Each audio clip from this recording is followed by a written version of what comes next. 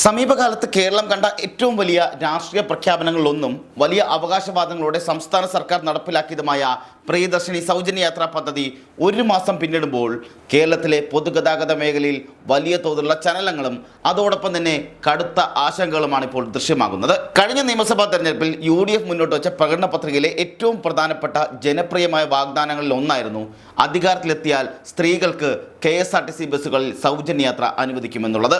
ഭരണത്തിലേറെ ഉടൻ തന്നെ ഇന്ദിരാ ഗ്യാരണ്ടികളിൽ ഒന്നായി പ്രഖ്യാപിച്ച് ജൂൺ 15 മുതലാണ് KSRTCയുടെ 3125 ഓർഡിനറി ബസ്സുകളിൽ ഈ പദ്ധതിക്ക് ഔദ്യോഗികമായി തുടക്കം കുറിച്ചത്. ഒരു മാസം പിന്നിടുമ്പോൾ സംസ്ഥാനത്തെ വനിതകൾക്കിടയിൽ പദ്ധതിക്ക് വൻ സ്വീകാര്യതയാണ് ലഭിച്ചുകൊണ്ടിരിക്കുന്നത്. പ്രത്യേകിച്ച് കുറഞ്ഞ വരുമാനമുള്ള സ്വകാര്യ സ്ഥാപനങ്ങളിലും കടകളിലും മറ്റും ജോലി ചെയ്യുന്ന സാധാരണക്കാരായ സ്ത്രീകൾക്ക് ദിവസേനയുള്ള യാത്രാ ചെലവ് പൂർണ്ണമായും ലഭിക്കാൻ കഴിയുന്നത്, അല്ലെങ്കിൽ അവിടെ ആ യാത്രാ ചെലവ് അവരുടെ കയ്യിൽ തന്നെ സ്വരൂപിക്കാനും ലാഭിക്കാനും കഴിയുന്നത് വലിയ ആശ്വാസമാണ് നൽകിക്കൊണ്ടിരിക്കുന്നത്. ഇരുചക്ര വാഹനങ്ങൾ ഉപയോഗിച്ചിരുന്ന പല സ്ത്രീകളും ഇപ്പോൾ ഇന്ധന ചെലവ് ലാഭിക്കുന്നതിനായി ഓർഡിനറി ബസ് യാത്രകളെ ആശ്രയിക്കാൻ തുടങ്ങിയിട്ടുമുണ്ട്. യാത്രാക്കൂലി ഇനത്തിൽ ദിവസേന ലഭിക്കാൻ സാധിക്കും, അല്ലെങ്കിൽ അവിടെ ആ യാത്രാക്കൂലി ഇനത്തിൽ തന്നെ ഇവർക്ക് ലാഭിക്കാൻ സാധിക്കുന്ന തുക അതുപയോഗിച്ച് കുടുംബശ്രീ വഴിയോ ചിട്ടി വഴിയോ ചെറിയ സമ്പാദ്യങ്ങൾ ഉണ്ടാക്കാനുള്ള പുതിയ ആശയങ്ങളും സർക്കാർ മുന്നോട്ട് വയ്ക്കുന്നുണ്ട്. തിങ്കൾ, വെള്ളി, ശനി ദിവസങ്ങളിലാണ് പ്രിയദർശിനി സർവീസുകളിൽ ഏറ്റവും കൂടുതൽ തിരക്ക് അനുഭവപ്പെടുന്നത്. പ്രതിദിനം 8 ലക്ഷം മുതൽ 11 ലക്ഷം വരെ സ്ത്രീകൾ ഈ പദ്ധതിയുടെ ഗുണഭോക്താക്കളാകുന്നുണ്ട് എന്നുള്ളതാണ് പ്രാഥമികമായി വിലയിരുത്തപ്പെടുന്നത്. ഒരു മാസത്തിനകം 2.5 കോടിയിലധികം സൗജന്യ ടിക്കറ്റുകളാണ് KSRTC വനിതാ യാത്രക്കാർക്കായി വിതരണം ചെയ്തത്. വനിതകൾക്ക് ഇത് വലിയ നേട്ടമായി മാറുമ്പോഴും സംസ്ഥാനത്തെ സ്വകാര്യ ബസ് വ്യവസായത്തിൻ്റെ നട്ടലൊടിക്കുന്ന രീതിയിലാണ് നിലവിലെ കാര്യങ്ങളുടെ പോക്കെന്ന് കൂടി പറയേണ്ടിയിരിക്കുന്നു.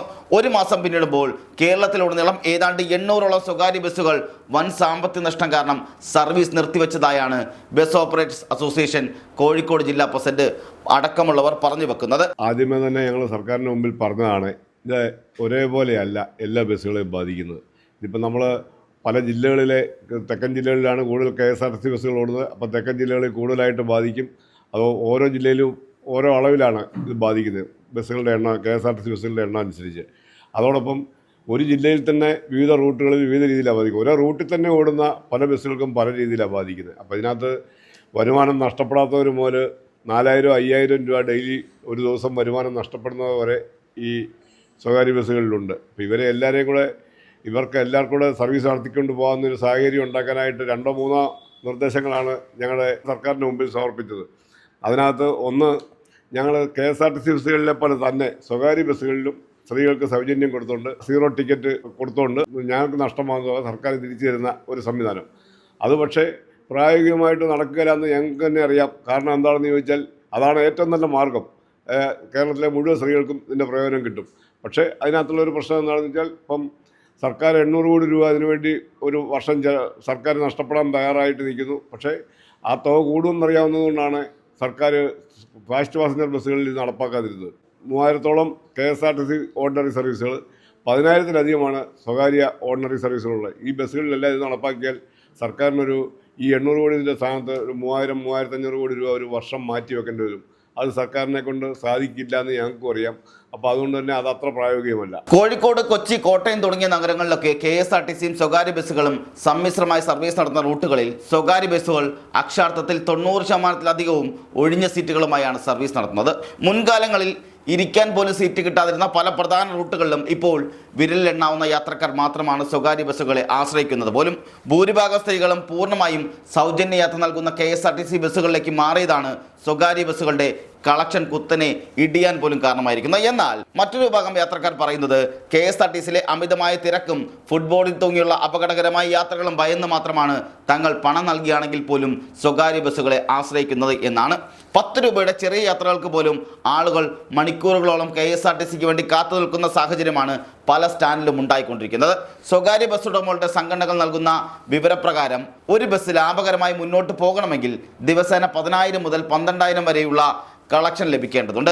ബസ്സിലെ ജീവനക്കാരുടെ ശമ്പളം, ഇന്ധന ചെലവ്, ടയർ ഉൾപ്പെടെയുള്ള അറ്റകുറ്റപ്പണികൾ, ഇൻഷുറൻസിൻ്റെ തുക, നികുതി തുടങ്ങിയ വലിയ ബാധ്യതകൾ നിലനിൽക്കുമ്പോൾ തന്നെ പ്രിയദർശിനി പദ്ധതി വന്നതിന് ശേഷം പ്രതിദിന കളക്ഷനിൽ 2000 രൂപ മുതൽ 3000 രൂപ വരെ കുറവാണ് രേഖപ്പെടുത്തിയിരിക്കുന്നത്. ഡീസൽ വില ലിറ്ററിന് 102.69 രൂപയ്ക്ക് മുകളിൽ എത്തി നിൽക്കുന്ന ഈ സാഹചര്യത്തിൽ ദിവസേനയുള്ള ഇന്ധന ചെലവ് പോലും കണ്ടെത്താൻ പല ബസ്സുകൾക്കും സാധിക്കുന്നുമില്ല.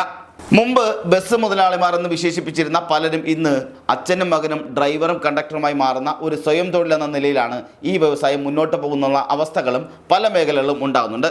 ബസ് ജീവനക്കാരുടെ ദിവസവേതനം മുമ്പ് 1000 രൂപയായിരുന്നത് ഇപ്പോൾ 600 അല്ലെങ്കിൽ 650 രൂപയായി ചുരുങ്ങിയിട്ടുമുണ്ട്. ഈ സാഹചര്യത്തിൽ നികുതി നൽകുന്ന 50% കുറവ് കൊണ്ട് മാത്രം പ്രതിസന്ധി പരിഹരിക്കാൻ കഴിയില്ലെന്നും പൊതുഗതാഗത സംവിധാനത്തിൻ്റെ ഭാഗമായ സ്വകാര്യ ബസ് വ്യവസായത്തെ സംരക്ഷിക്കാൻ പ്രത്യേക പാക്കേജോ ഡീസൽ സബ്സിഡിയോ നൽകി സർക്കാർ അടിയന്തരമായി ഇടപെടണമെന്നുമാണ് ബസ് ഉടമകളുടെ ആവശ്യമുണ്ടാകുന്നത്. മലപ്പുറം പോലെ പൂർണ്ണമായും സ്വകാര്യ ബസ്സുകളെ ആശ്രയിക്കുന്ന ജില്ലകളെക്കാൾ കൊയിലാണ്ടി, വടകര, കണ്ണൂർ തുടങ്ങിയ KSRTC സർവീസുകൾ കൂടുതലുള്ള മേഖലകളിലെ സ്വകാര്യ ബസ്സുകളാണ് കടുത്ത പ്രതിസന്ധി നേരിട്ടുകൊണ്ടിരിക്കുന്നത്. ഒപ്പം തന്നെ കോട്ടയം മേഖലയിലും ഇതേ പ്രതിസന്ധി ഉണ്ടാകുന്നുണ്ട്. സ്വകാര്യ മേഖല ഇത്തരത്തിൽ തകർച്ച നേരിടുമ്പോൾ പൊതുമേഖലാ സ്ഥാപനമായ KSRTCയുടെ സാമ്പത്തിക നിലയും ഒട്ടും സുരക്ഷിതമല്ലെന്നാണ് വിവരങ്ങൾ വ്യക്തമാകുന്നത്. വിവരാവകാശ പ്രവർത്തകനായ രാജു വാഴക്കാൽ നൽകിയ അപേക്ഷ പ്രകാരം ലഭ്യമായ രേഖകളിൽ വനിതാ യാത്രക്കാരിൽ നിന്നും കൃത്യമായി ടിക്കറ്റ് നിരക്ക് ഈടാക്കിയിരുന്ന കാലഘട്ടത്തിൽ പോലും KSRTC വലിയ തോതിലുള്ള സാമ്പത്തിക നഷ്ടത്തിലാണ് സർവീസ് നടത്തിയിരുന്നത്. ടിക്കറ്റ് വരുമാനം കൊണ്ട് മാത്രം ജീവനക്കാരുടെ ശമ്പളമോ വിരമിച്ചവരുടെ പെൻഷനോ നൽകാൻ KSRTCക്ക് സാധിക്കാറില്ല. KSRTCയിലാകെ 28,228 ജീവനക്കാരുണ്ട്. ഇതിൽ 20,904 പേർ സ്ഥിരം ജീവനക്കാരാണ്. 6,487 പേർ കരാർ അടിസ്ഥാനത്തിൽ ജോലി ചെയ്യുന്ന ജീവനക്കാരുമാണ്. ആകെ ജീവനക്കാരിൽ കേവലം 3,414 വനിതാ ജീവനക്കാർ മാത്രമാണുള്ളത്. ഇതിൽ 2,844 പേർ സ്ഥിരം ജീവനക്കാരും 570 പേർ താൽക്കാലിക ജീവനക്കാരുമാണ്. എന്നാൽ നിലവിലുള്ള ജീവനക്കാരെക്കാൾ കൂടുതൽ ആളുകൾ KSRTCയിൽ നിന്നും വിരമിച്ച് പെൻഷൻ വാങ്ങുന്നുണ്ട് എന്നുള്ളതാണ് ആശ്ചര്യപ്പെടുത്തുന്ന ഒരു വസ്തുത എന്ന് പറയുന്നത്. 40,000-ലധികം പേർ വരുന്ന പെൻഷൻകാർക്ക് പ്രതിമാസം പെൻഷൻ നൽകാൻ മാത്രം 72 കോടി രൂപയാണ് KSRTC കണ്ടെത്തേണ്ടത്. ഇതിനു പുറമെ ജീവനക്കാരുടെ മാസശമ്പളത്തിനായി 106 കോടി രൂപയും ഉണ്ടാകണം. അതായത് ശമ്പളത്തിനും പെൻഷനുമായി മാത്രം പ്രതിമാസം 178 കോടി രൂപ വേണമെന്നുള്ളതാണ് ഇതിൽ ചുരുക്കമായി പറയേണ്ടത്. എന്നാൽ ടിക്കറ്റ് ഇനത്തിൽ KSRTC ലഭിക്കുന്ന ശരാശരി വരുമാനം എന്ന് പറയുന്നത് 227 കോടി രൂപ മാത്രമാണ്. ഈ തുക മറ്റ് ദൈനംദിന ചെലവുകൾക്കും ഇന്ധനത്തിനുമായി നീക്കിവെക്കുമ്പോൾ വലിയ സാമ്പത്തിക പ്രതിസന്ധിയാണ് അവശേഷിക്കുന്നത്. ടിക്കറ്റ് ഇതര വരുമാനത്തിലൂടെയും പരസ്യങ്ങളുടെയും KSRTC വലിയ ലാഭമുണ്ടാക്കുന്നുണ്ടെന്നുള്ള വാദങ്ങൾ ഉയരുന്നുണ്ട് എങ്കിലും കണക്കുകൾ അതിനെല്ലാം വിരുദ്ധവുമാണ്. ഒരു സാമ്പത്തിക വർഷത്തിൽ ആകെ ലഭിച്ച ടിക്കറ്റ്, അതിൽ ടിക്കറ്റ് ഇതര വരുമാനം എന്ന് പറയുന്നത് 330 കോടി രൂപ മാത്രമാണ്. പരസ്യ വരുമാനം പരിശോധിച്ചാൽ ഒരു വർഷത്തിൽ ആകെ ലഭിച്ചത് 1.31 കോടി രൂപയും തുടർന്ന് 8.53 കോടി രൂപയും ഏറ്റവും ഉയർന്ന തുകയായി 8.77 കോടി രൂപയും അതിനുശേഷം 7.51 കോടി രൂപയുമാണ്. അതിൽ തന്നെ വലിയൊരു ഭാഗം, അതായത് 5 വർഷത്തിനിടെ 3.87 കോടി രൂപയോളം സർക്കാരിൻ്റെ വിവിധ വകുപ്പ് നൽകുന്ന പരസ്യങ്ങളുടെ തുക കൂടിയാണ്. അതായത് സർക്കാരിൻ്റെ ഖജനാവിൽ നിന്നുള്ള പണം തന്നെയാണ് പരസ്യ ഇനത്തിലും KSRTCക്ക് എത്തുന്നത് എന്നാണ് ചുരുക്കമായ കാര്യം. കഴിഞ്ഞ 10 വർഷത്തെ കണക്കുകൾ പരിശോധിച്ചാൽ ജനങ്ങളുടെ നികുതി പണത്തിൽ നിന്നും വായ്പയായും പ്രത്യേക സഹായമായും 10,000-കണക്കിന് കോടി രൂപയാണ് KSRTCയുടെ നിലനിൽപ്പിനായി സർക്കാർ നൽകിക്കൊണ്ടിരിക്കുന്നത്. വിവിധ വർഷങ്ങളിൽ 305 കോടിയും 835 കോടിയും 1000 കോടിയും 987 കോടിയും സർക്കാർ ഖജനാവിൽ നിന്ന് നൽകിയിട്ടുമുണ്ട്. തുടർന്നുള്ള വർഷങ്ങളിൽ ഇത് വലിയ തോതിൽ വർദ്ധിക്കുകയും ചെയ്തു. 1,700 കോടിയും 2,000 കോടിയും 1,400 കോടിയും 1,600 കോടിയൊക്കെ നൽകേണ്ട സാഹചര്യം ഉണ്ടായിട്ടുണ്ട്. ഏറ്റവും ഒടുവിലത്തെ സാമ്പത്തിക വർഷത്തിലും 1,400 കോടി രൂപയാണ് സർക്കാർ സഹായമായി നൽകിയത്. മുൻ സർക്കാരുകളുടെ കാലത്ത് വലിയ തുക നൽകി KSRTCയുടെ ബാധ്യതകൾ ഒരു പരിധിവരെ കുറച്ചു കൊണ്ടുവരുന്ന ഘട്ടത്തിലാണ് പുതിയ സർക്കാർ പ്രിയദർശിനി പദ്ധതിയിലൂടെ അധിക ബാധ്യത KSRTCയുടെ തലയിലേക്ക് വെച്ച് കിട്ടുന്നത്. സൗജന്യ യാത്രയിലൂടെ മാത്രം KSRTCക്ക് പ്രതിദിനം 2.25 കോടി മുതൽ 2.75 കോടി രൂപ വരെ വരുമാന നഷ്ടമുണ്ടാക്കുന്നുണ്ട്. ഇതൊരു ഒരു മാസത്തേക്ക് കണക്കാക്കുമ്പോൾ 75 കോടി രൂപ മുതൽ 80 കോടി രൂപ വരെ ഉണ്ടാവുകയും ചെയ്യും. ഈ പദ്ധതിക്കായി സർക്കാർ ബജറ്റിൽ വകയിരുത്തിയിരിക്കുന്നത് 600 കോടി രൂപ മാത്രമാണ്. പ്രതിമാസം 80 കോടി രൂപ വെച്ച് കണക്കാക്കിയാൽ പോലും 10 മാസം കൊണ്ട് തന്നെ ചിലവ് 800 കോടി രൂപയായി മാറുകയും ചെയ്യും. ഒരു വർഷത്തേക്ക് ഈ പദ്ധതി മുന്നോട്ട് കൊണ്ടുപോകണമെങ്കിൽ ബജറ്റ് വിഹിതത്തെക്കാൾ വലിയ തുക സർക്കാർ പുറത്തു നിന്ന് കണ്ടെത്തേണ്ടി വരും. സർക്കാർ ഈ തുക കൃത്യസമയത്ത് KSRTCക്ക് കൈമാറിയില്ലെങ്കിൽ വരും മാസങ്ങളിൽ ജീവനക്കാരുടെ ശമ്പളവും പെൻഷൻ വിതരണവും പൂർണ്ണമായി മുടങ്ങുന്ന അവസ്ഥയും ഉണ്ടാകും. പ്രിയദർശിനി പദ്ധതി സ്ത്രീകൾക്ക് വലിയൊരു സാമൂഹ്യ നേട്ടമായി മാറുമ്പോഴും കൃത്യമായ സാമ്പത്തിക ആസൂത്രണം ഇല്ലെങ്കിൽ അത് KSRTCയുടെ പൂർണ്ണ തകർച്ചയ്ക്കും സംസ്ഥാനത്തെ സ്വകാര്യ ഗതാഗത മേഖലയുടെ നാശത്തിനും കാരണമാകുമെന്നാണ് ഈ ഒരു മാസത്തെ കണക്കുകൾ തന്നെ വിരൽ ചൂണ്ടുന്നത്. കൃത്യമായ ബദൽ സംവിധാനങ്ങളും സാമ്പത്തിക സഹായങ്ങളും ഉറപ്പാക്കിയില്ലെങ്കിൽ കേരളത്തിലെ യാത്രാ സംവിധാനമാകെ വരും നാളുകളിൽ വലിയ പ്രതിസന്ധിയിലേക്ക് കൂപ്പുകുത്തുമെന്ന കാര്യത്തിൽ യാതൊരു തർക്കവും വേണ്ട.